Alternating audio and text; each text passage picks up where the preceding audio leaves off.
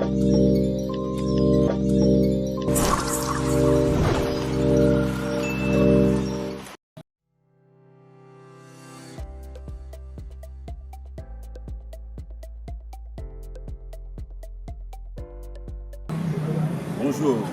mesdames et messieurs, je suis Hubert Urbain Org. J'ai l'honneur de vous présenter le premier numéro de notre émission qui s'intitule Analyse au peigne fin. Pourquoi pas nous livrer l'information directement? Diriez-vous?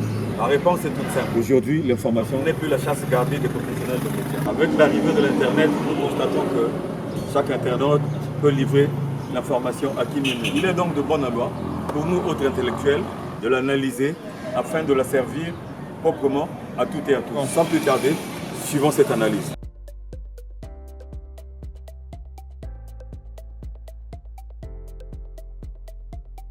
Il est vrai que le Parti congolais du travail PCT et partenaires se sont taillés la part du lion aux élections sénatoriales du dimanche 20 août 2023 au Congo. Il est aussi vrai que la portion glanée par le Parti républicain et libéral PRL dirigé par Nisfor Antoine Thomas Fila Saint-Eudes alias Nick Fila et ses alliés n'a pas été des moindres. Car le département du Poul par exemple, où le PRL et alliés ont présenté des candidats, n'a jamais été un territoire facile à gérer, vu que plusieurs hommes politiques ont du mal à y gagner la confiance des populations locales, compte tenu de la sociologie politique qui caractérise ce département. Le cas des candidats de l'Union des démocrates humanistes UDH-UKI l'atteste. Quant à l'Union panafricaine pour la démocratie sociale UPADS qui a présenté plusieurs candidats dans différents départements, elle a évité le fiasco de justesse.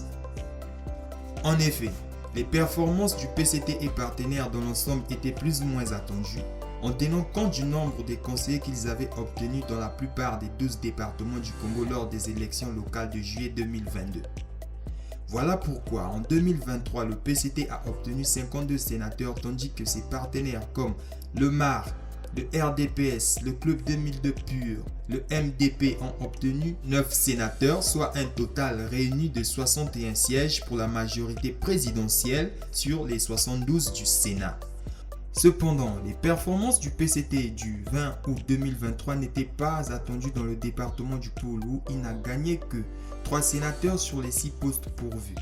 Car il y eut aussi côté opposition le PRL et l'UDH-UKI qui avaient eux aussi gagné un grand nombre de conseillers au local de 2022.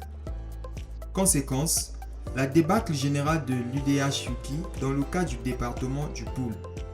Dans cette débâcle a été le plus éloquent car l'on a pu voir 3 candidats de l'UDH-UKI sur la même liste des sénatoriales. Malheureusement, ils ont tous échoué, dommage. La nette progression du PRL et ses alliés.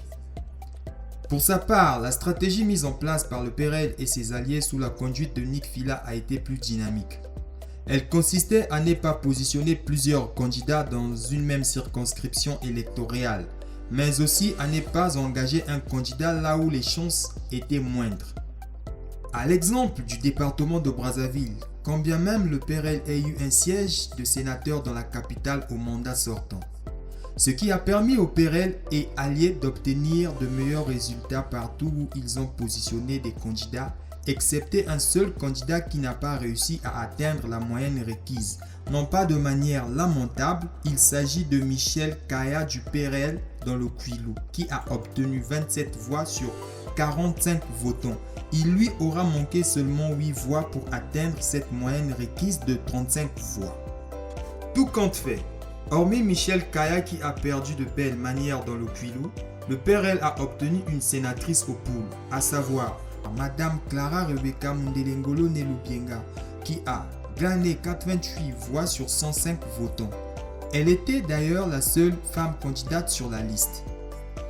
Ajoutez à cette victoire du PRL au Poul, celle d'un parti allié, en l'occurrence l'Union des démocrates et des libéraux congolais UDCL, dont le candidat président Gaspard Kaya Magan a obtenu 101 voix sur 131 votants dans le département de la Bouenza.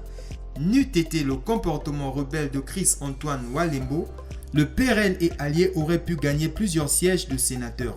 Comme quoi, l'union fait la force, mais la désunion affaiblit.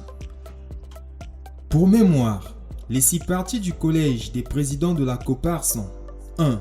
Le Parti républicain et libéral PRL du président Nisfor Antoine Thomas Fila Saint-Eudes, coordonnateur général ayant 2 alliés à savoir le Parti congolais écologique et éthique PCDE du président Jean-Jim Ebina. Et 3. L'Union des démocrates et des libéraux congolais UDCL du président Gaspard Kayamagan. Le Congrès des démocrates africains CODEMA du président Chris-Antoine Walembo, coordonnateur général par intérim, ayant 2 partis alliés, à savoir 5. Le Congrès pour la démocratie et la République CDR du président Bonaventure Boudzika et 6. Le Mouvement pour les intérêts congolais et le salut MIS du président Bonaventure Miziji Bavoueza ainsi que les individualités. La sociologie politique du pôle. Si l'Afrique a la forme d'un revolver dont la gâchette se trouve au Congo, comme disait Frantz Fanon, les observateurs avertis affirment que le Congo a aussi la forme d'un revolver dont la gâchette se trouve au pôle. Effectivement, l'histoire enseigne qu'avant et après l'accession du Congo à l'indépendance en 1960, la sociologie politique du pôle reste dominée par le messianisme. Les peuples du pôle vouent une croyance totale à leurs leaders éclairés, notamment d'André Machua à Frédéric Binsamou alias Pasteur Ntoumi, en passant par Bernard Kolela et son fils Guy Brice Parfait Kolela. Lorsque ces leaders lançaient un mot d'ordre, son exécution était totale en fonction du charisme de chacun d'eux. Il est donc plausible de voir aujourd'hui les populations du pôle manifester leur adhésion aux idéaux du leader du PRL, Nick Fila, le républicain libéral. Il appartient donc à ce dernier de continuer à donner le meilleur de lui-même pour que la confiance des peuples du pôle lui soit totalement acquise, à l'image des leaders charismatiques cités ci-dessus. Et pourquoi pas de devenir la pierre angulaire de la cohésion des fils et filles de ce département. Cette confiance sera véritable aux prochaines échéances électorales. Courage donc aux candidats malheureux des sénatoriales 2023 et bon vent aux nouveaux sénateurs élus cette année. J'espère que vous avez bien consommé cette analyse. On se retrouve au prochain numéro.